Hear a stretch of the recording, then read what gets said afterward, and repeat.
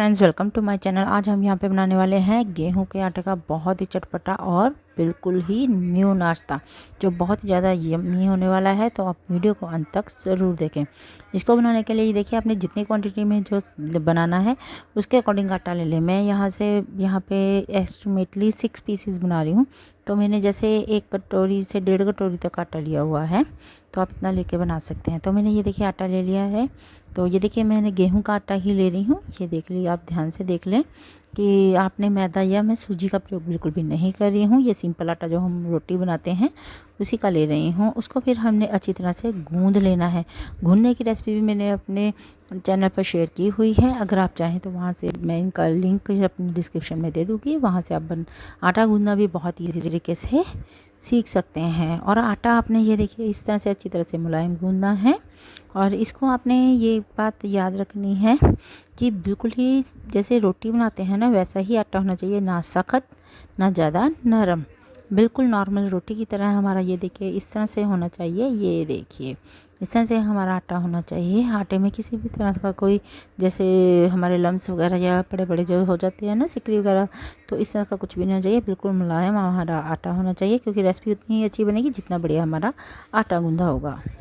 और फिर इसके बाद हमने क्या करना है, इसको आटे को एक तरफ रख के हमने 1 कटोरी लेनी है। 1 कटोरी में हम क्या डालेंगे, मेयोनीज़ डालेंगे। मेयोनीज़ अभी आपको मैं यहाँ पे सिर्फ एक ही बनाकर दिखा रही हूँ, तो उसके अकॉर्डिंग ही मैं ये क्वांटिटी ले रही हूँ। आप जब जितना ज़्यादा बनाएंगे उसके अकॉर्डिंग आप इसको डबल ट्रिपल कर लें। ये मैंने अभी 1 स्पून के एस्टिमेटेड हमने ये जो है हमारी जो मेयोनीज़ ले रही है, आप कोई भी कंपनी के ले सकते हैं, ये प्रीपेड वीडियो नहीं है। तो 1 स्पून के करीब मैं जो है मेयोनीज़ इस कटोरी में रखूँगी। और फिर हम नेक्स्ट जो हमारा इंग्रेडिएंट है वो क्या है, जो इसको बहुत ज़्यादा यमी बना देगा, वो है हमारा पिज़्ज़ा पास्ता सॉस। ये बहुत ही यमी होती है, इसको भी आप ज़रूर ट्राई करें। इसको भी मैं जैसे अगर 1 स्पून मैंने उसका लिया है तो 1 स्पून ही मैं इसका लूँगी। मुझे एस्टिमेट है इसलिए मैं ऐसे ही डाल रही हूँ। आप चाहे तो स्पून की सहायता इसका मेजरमेंट लेकर आप इसको डाल सकते हैं। और इसको हमने डालने के बाद इसको हमने अच्छी तरह से अब मिक्स कर लेना है, क्योंकि ये ना हो ना कहीं पे मेयोनीज़ लग जाए, कहीं पर हमारी ये सॉस। तो उसके बाद मैं ले रही हूँ ये पनीर। तो पनीर को हमने क्या करना है, चॉप कर लेना है बारीक पीसेस में। तो ये देखिए, मैंने ये गोल रोटी बना ली है। रोटी भी अगर आप बनाना चाहते हैं तो उसका भी डिस्क्रिप्शन में मैं लिंक दे दूँगी कि गोल रोटी कैसे बनाई। ये तो मैंने जल्दी जल्दी में ऐसे ही बना ली, नहीं तो नॉर्मल गोली रोटी कैसे बनाई ये भी मैं आपको बहुत ही ईजी तरीके से सिखाई हुई है। दूसरी तरफ मैंने जो है तवा गर्म करके उस पर ये चपाती हमने डाल दी है। इस चपाती को हमने एक तरफ से ही सेकना है, दूसरी तरफ से नहीं सेकना। ये देखिए हल्की सी ब्राउन हो चुकी है ना, तो इसका मतलब ये एक तरफ हमारी बन चुकी है। इसके ऊपर हमने जो पेस्ट बना कर रखी थी ना, मेयोनीज़ और हमारी पिज़्ज़ा पास्ता सॉस की मिक्स की हुई, उसको हमने इसके चारों तरफ सराउंडिंग करते हुए फुल हमारी चपाती पर जहाँ से हमने सेका है वहाँ पे लगानी है। जो बाहर का जो कच्चा पार्ट है वहाँ पे नहीं लगानी है। जो हमने पार्ट सेका था रोटी का, वहाँ पर इसको हमने अच्छी तरह से लगा देनी है। फिर इसके ऊपर हम डालेंगे हमारी मैगी। मैगी मैंने पहले बना कर रखी है, इसका लिंक मैं डिस्क्रिप्शन में दे दूँगी कि मैगी को घर पर कैसे बनाएं इजी तरीके से। तो ये भी मैंने 2 मिनट में ही मैगी बना ली थी साइड पर रखकर, जैसे रोटी बनानी शुरू की तभी। इसके ऊपर हमने जो पनीर है, ये देखिए आपको दिखाई दे रहे हैं हमने किस साइज़ में हमने कट किए हुए हैं, इसको हमने इसके ऊपर डाल देना है। अब इसका हमने बनाना है पार्सल, जिसके लिए मैंने ये गूंदा हुआ आटा ही जो है लिया हुआ, जो मैंने ये देखिए साइड्स पे लगा दिया है इस तरह से। अब दूसरी तरह से इस तरह से फोल्ड करते हुए इसको इस तरह से पेस्ट हो जाएगा, ये देखिए इस तरह से। अब इसी तरह से हमने इधर साइड पे भी ऐसे ही लगा देना है। अब इधर मैंने इस तरह से लगाने के बाद इसको भी हमने इस तरह से यहाँ पे पेस्ट कर देना है। वैसे ही हमारा जो दूसरा आटा हमने दूसरी तरफ लगाकर, ये देखिए इसको भी इस तरह से लगाने के बाद इसको अंदर को इस तरह से फोल्ड कर देना है। ये देखिए कितना हमारा बैटर हमारा ये बिल्कुल पार्सल की तरह बन जाएगा। ये देखिए इस तरह से। अब इसको हल्का सा ऐसे फोल्ड करके इस तरह से, ये देखिए अब हमारा ये पार्सल 2 मिनट हम पकड़ के रखेंगे, या थोड़ा सा और आटा लगा देंगे तो अच्छी तरह से ये हो जाएगा हमारा पार्सल की तरह बंद। अब चाहे तो आप इसको अपना, जैसे ही मैं इसको तवे पर करके दिखा रही हूँ कि आप इसको तवे पे भी ऐसे कर सकते हैं, लेकिन तवे का इतना बेटर नहीं होता। इसको मैं इसलिए तवे पर कर रही हूँ ताकि ये अच्छी तरह से चिपक जाए। समझ रहे हो ना आप, इस तरह से तेल लगाकर मैं इसे अच्छी तरह से ये कर रही हूँ कि ये चिपक जाए, क्योंकि जब हम इसको फ्राई करें ना तो ये अलग अलग से ना खुल पाए। ठीक है ना। तो इसलिए मैं 2 मिनट बस तवे पर इसको अच्छी तरह से इस तरह से सेक रही हूँ, नहीं तो इसकी ज़रूरत नहीं है।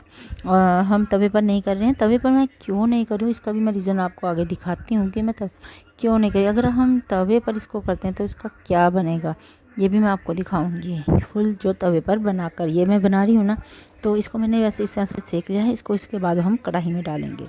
ये देखिए, इसको बस अब सीधा हम कढ़ाई में डाल देंगे, क्योंकि ये हमें फ्राई करके बहुत ज़्यादा यमी टेस्ट है। मैंने इसके ऊपर थोड़ा सा और आटा लगा दिया कि कहीं से ये वैसे ज़रूरत नहीं है, मैंने वैसे ही लगा दिया था कि कहीं खुल ना जाए, कहीं हमारी जो मैगी है हमारे घी में ही जाए वो हो जाए। ये देखिए दूसरी तरफ मैं आपको दिखा रही हूँ। अगर हम इस तरह से भी करने लगे ना, तो ये देखिए हम इस तरह से भी खड़े खड़े कर भी इसको सेकने की कोशिश करेंगे ना, तो इसमें कच्चापन रह ही जाएगा। जो ये साइड्स है ना, ये इसकी कभी भी नहीं पक पाएंगी। इसीलिए और टाइम भी बहुत ज़्यादा लगेगा। इसीलिए आप तवे पर करने की बजाय इसको आप फ्राई ही कर लें तो ज़्यादा बेहतर है। सिर्फ तवे पर इसको, जैसे वो कहते हैं ना, जुड़ने के लिए हम चाहते हैं कि जुड़ने के लिए ये हो जाए बस थोड़ा सा, तो उसके हिसाब से आप तवे पर थोड़ा सा कर सकते हैं, जैसा मैंने पहले किया था। लेकिन अब आप अगर सोचेंगे मैं तवे पर ही पूरा बना लूँ तो वो नहीं होगा, वो टेस्ट भी नहीं आएगा। तो इसीलिए मैं इसको फ्राई कर रही हूँ। ये देखिए, ये फ्राई होकर ना बहुत ज़्यादा यम्मी लगने वाला, क्योंकि ये बहुत ही ज़्यादा टेस्टी बन जाएगा। बहुत ही ज़्यादा टेस्टी, मतलब बच्चे को जिनको मैगी पसंद है ना, लेकिन हमारे पास मैगी कम हो, और तो हम इसको बहुत ही इजीली और बहुत ही ज़्यादा जल्दी बनाकर उनको खिला सकते हैं। इनको टिफ़िन में दे सकते हैं, जैसे कहीं बाहर जा रहे हैं तो वैसे भी बनाकर आप लेकर जा सकते हैं।